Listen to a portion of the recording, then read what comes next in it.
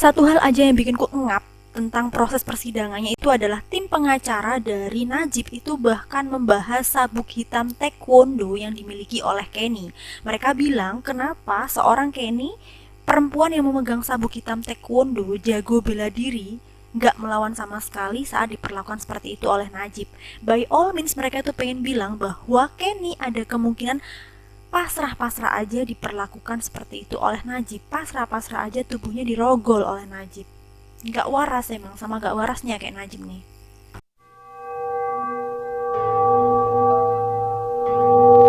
Usai diketahui bahwa identitas mayat tersebut adalah Kenny Ong, polisi langsung melanjutkan penyelidikan tentang siapa pelaku pembunuhan kejam tersebut, ya kan. Tapi ketika diselidiki itu macam kayak jalan buntu gitu loh, karena polisi nggak nemuin saksi, nggak nemuin bukti yang bisa mengarah kepada seorang suspek.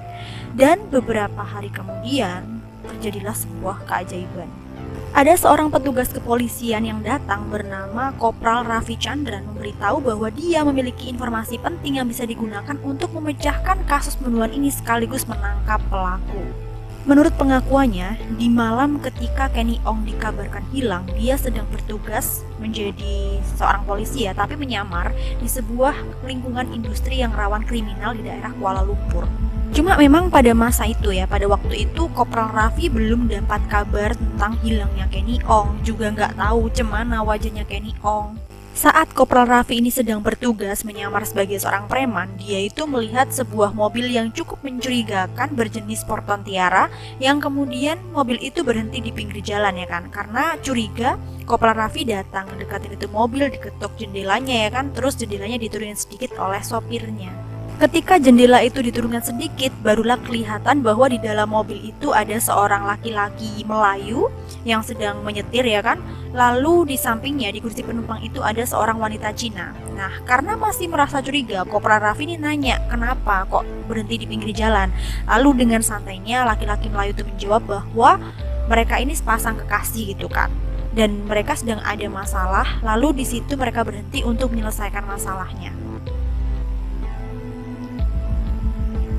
Macam dah naluri seorang polisi gitu mungkin jadi kayak dia sekalinya curiga dia bakal nerekam terus. Dia pun gak percaya dengan penjelasan laki-laki Melayu itu, dia minta KTP-nya.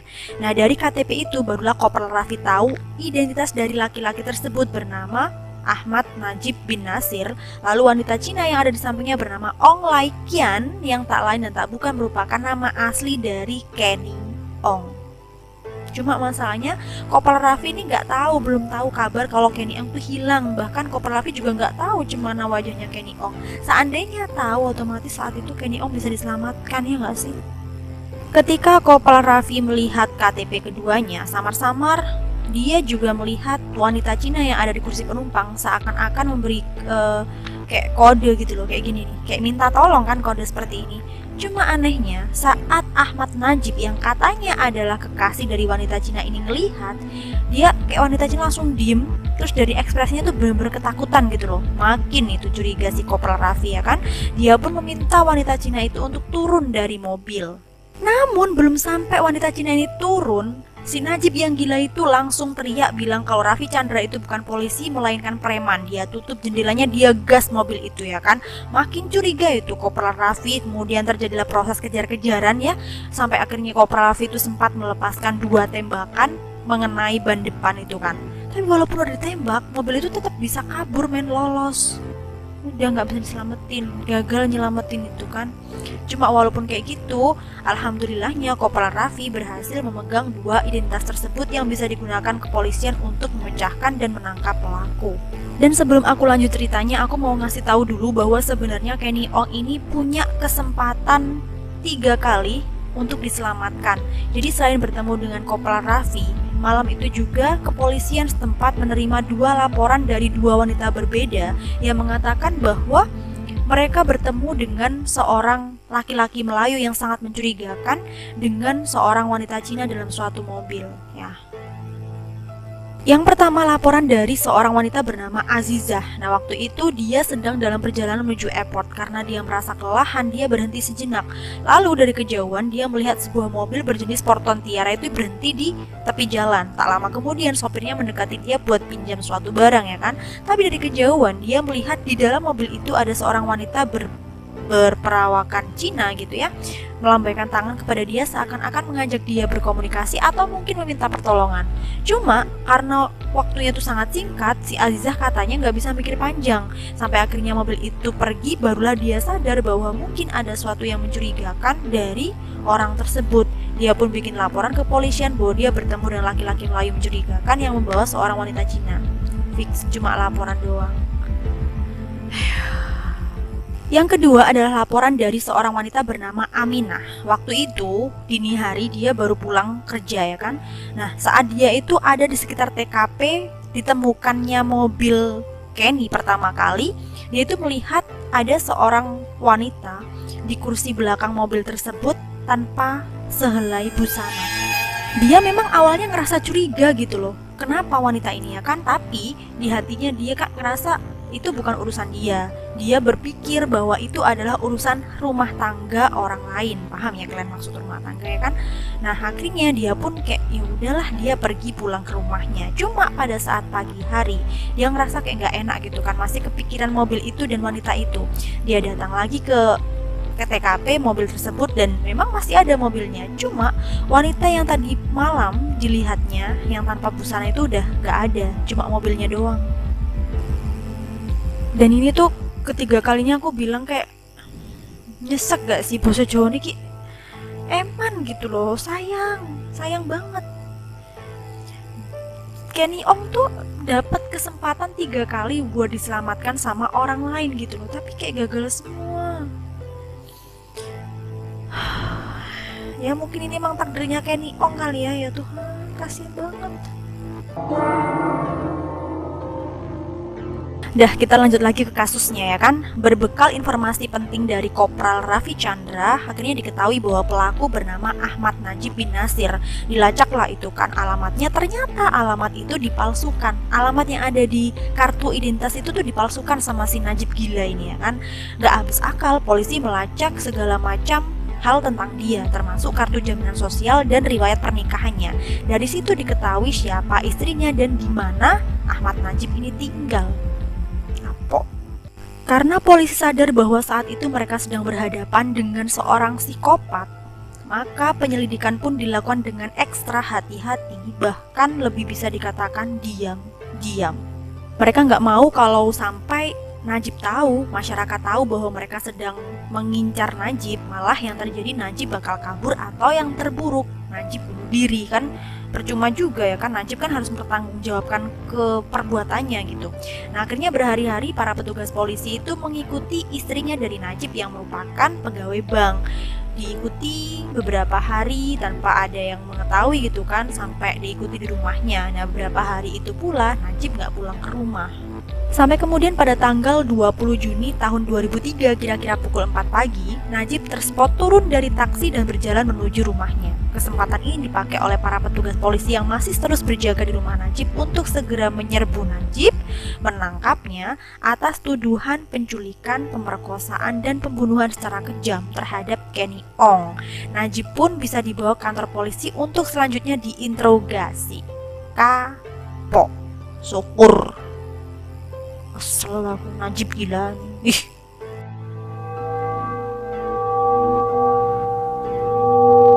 Usainya Najib ditangkap, ternyata masyarakat itu malah berpikir bahwa Najib bukanlah pembunuhnya. Terlebih para tetangga Najib mengatakan bahwa Najib ini orang yang baik, rajin ke musola, rajin sholat, rajin ngaji, yasin, tahlil, gotong royong, ramah apa segala macam, pokoknya alim banget tuh ya covernya si Najib nih ya kan. Bahkan para masyarakat ini sampai karena melihat ekspresinya Najib yang selalu tenang di kantor polisi setiap kali disorot media, banyak orang yang mengatakan bahwa polisi ini salah tangkap. Otak, mana otak? Najib sendiri selama proses interogasi itu berkali-kali menolak, mengelak, mengatakan dia nggak bersalah. Bahkan dia juga sempat berulah nih ya kan. Dia sempat nggak mau bicara kalau bukan kepala investigator yang bicara dengan dia. Gila kau. Siapa kau mau bicara sama kepala investigator? Gila kali kau, gila. Diturutilah itu sama petugas kepolisian ya kan. Akhirnya Tuan Haji Abu Bakar Mustafa yang merupakan kepala investigator mau bercakap dengan Najib. Tapi walaupun sudah bercakap dengan kepala investigator, Najib ini tetap bilang aku nggak bersalah, aku ini, aku itu. Pokoknya kayak ya dia bilang nggak bersalah.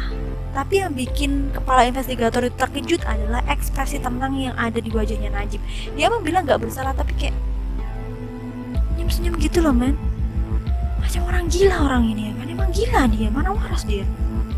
Usainya menginterogasi Najib dengan dirinya sendiri, kepala investigator atau Tuan Haji Abu Bakar Mustafa di depan media ini mengatakan bahwa biasanya orang biasa akan kata saya tak buat tuh, saya tak buat nih, saya tak salah, saya tak terlibat, saya tengok air muka, dia tidak terkejut. Biasanya orang akan menunjukkan ekspresi tertentu, tapi dia tiada ekspresi.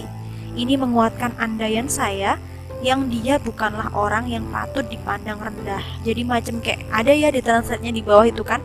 Jadi kayak kepala investigator itu terkejut dengan ekspresi wajahnya si Najib yang selalu tenang gitu. Jadi kayak ini tuh semakin nunjukin bahwa Najib itu bukan orang biasa. Kayak bener-bener psycho orang ini. Setelah itu makin kuatlah kecurigaan kepolisian bahwa memang Najib adalah pelaku pembunuhan kejam terhadap Kenny Ong. Melihat Najib yang masih saja tenang, senyum-senyum, gak mau mengaku bersalah, polisi gak habis akal.